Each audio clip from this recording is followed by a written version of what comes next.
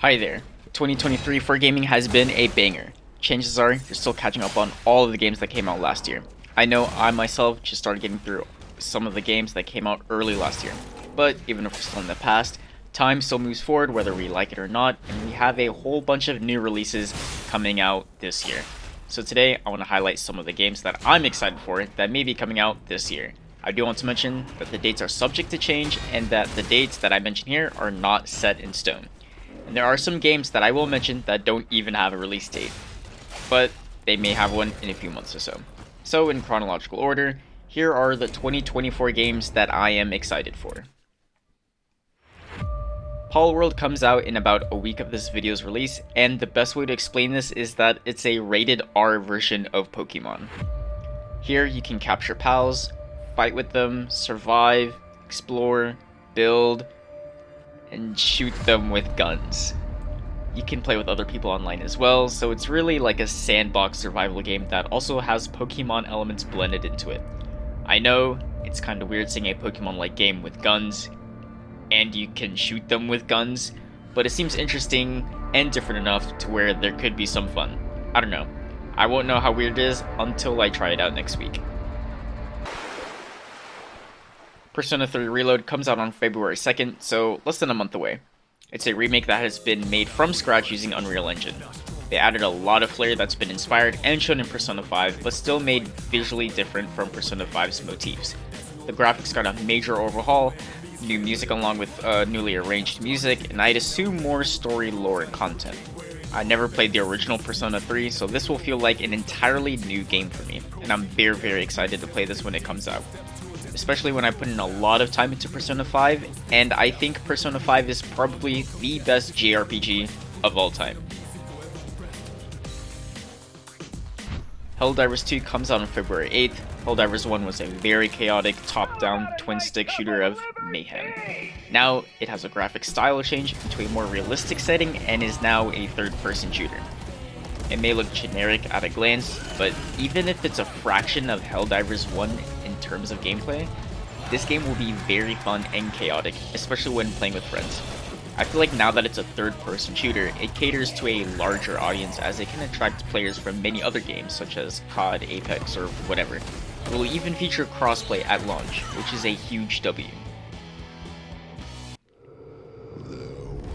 Skull and Bones comes out on February 16th. It's about pirates and it's made by Ubisoft, so I can only assume that it will play similarly to Assassin's Creed Black Flag, which was supposedly really good.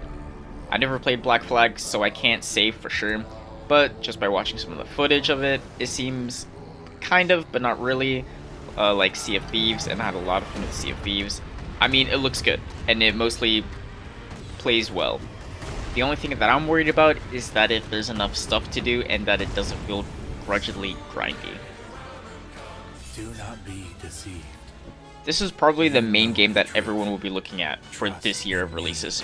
Final Fantasy VII Rebirth is the second game of the trilogy and will come out on February 29th. If you haven't played Final Fantasy VII Remake, go play it. Chances are you will love playing that game and are very excited for Rebirth. I never played the original game, so I know pretty much nothing except for that one thing that I think was teased, but I don't think will happen in this game. Final Fantasy VII Remake was somewhat of a linear game, and Rebirth will feature a fully functional open world to make the world environment much more alive.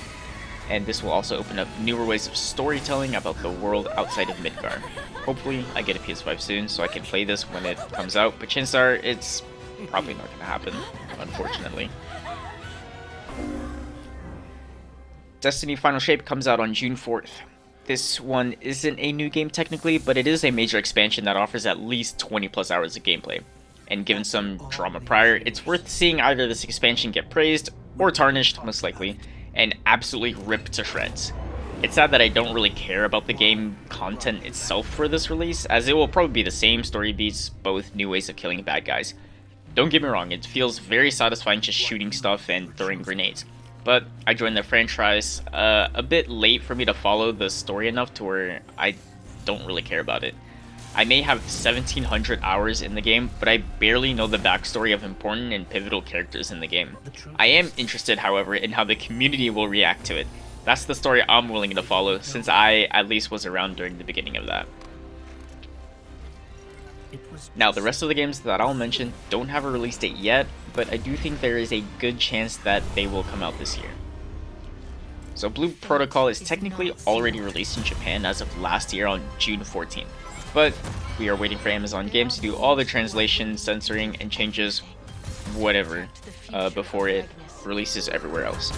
This is probably the closest game to the anime Sword Art Online. Blue Protocol is a MMO ARPG with an anime aesthetic, and just like any other MMOs, it's about getting more powerful by beating more powerful foes. Elden Ring Shadow of the Erdtree DLC could come out this year. No one really knows, it's just leaks and rumors since the developers never released any public statements that I know of. Everyone loves Elden Ring, so naturally a lot of people are excited for this. I suck at Souls games, but I did beat 3 of the 5 bosses, but this was like 2 years ago. I'm slightly better at Souls games now, so I do plan on actually playing through the entire game before this DLC is released. Whenever that may be. Hades 2 is another game that could come out this year. From what I've seen, it's pretty much just more Hades, which is good. I won't lie, I didn't have as many hours as I thought I did have on Hades, but I actually went pretty far in one of my runs and found it very fun and very challenging. I'll probably actually beat the game before the sequel comes out, but I'm also excited to see all the new characters and abilities that will be with the sequel. Light No Fire seems to me that there is a small chance of it coming out by the end of this year, but it looks really cool. Essentially, it's No Man's Sky, but it's on what I would assume on a single shared planet. Pretty much, Sean came out and said, "I'm making Earth," which is definitely a bold statement, but I actually do believe it will happen. Even if it doesn't live up to the expectations at launch, I know Hello Games will constantly update the game, get community feedback, just like what they did with No Man's Sky, and also turn Light No Fire into a masterpiece. What if he combined Spider-Man and Genshin Impact? Yeah, that would be Project Mugen. You can't say Project Mugen without the word Spider-Man in the same sentence. It draws clear inspiration from Insomniac's Spider-Man, in which I thoroughly enjoyed, but added more flair into the combat and interior areas as well. It just seems like a mishmash of a bunch of great games that came out in the past decade. So, I can't wait what name they actually give this and hopefully a release date as well. Not really the type of game that we expected, and also not the type of game I wanted. But here we are. Star Wars Outlaw takes place in between Star Wars Empire Strikes Back and Return of the Jedi, and has you play as Kay Vass, a mercenary-like person, and you partake in a lot of high-risk missions. To me, it feels like a normal adventure game that just uses the theme of Star Wars for some reason. When I hear Star Wars, I think of Jedis, I think of lightsabers, and I think of the Force, but not so much of low-ranking mercenaries and scoundrels. So we'll see how much Star Wars elements they actually tie into this, and hopefully release another trailer that will have a release date along with it. So yeah, that's all the games as of right now that I'm looking forward to. Obviously, there are still games that came out last year that I can't wait to play when I get to it, such as Hi-Fi Rush. But it's good to know that there are still some potential bangers that are coming out this year. Thank you for watching. Make sure to like and subscribe to this video if you like this type of content. I plan on doing more of this on any game that I do decide to play, and if you have any suggestions for any game, you can leave a comment down below or come join the Discord in the link below that I am active in. See you guys later.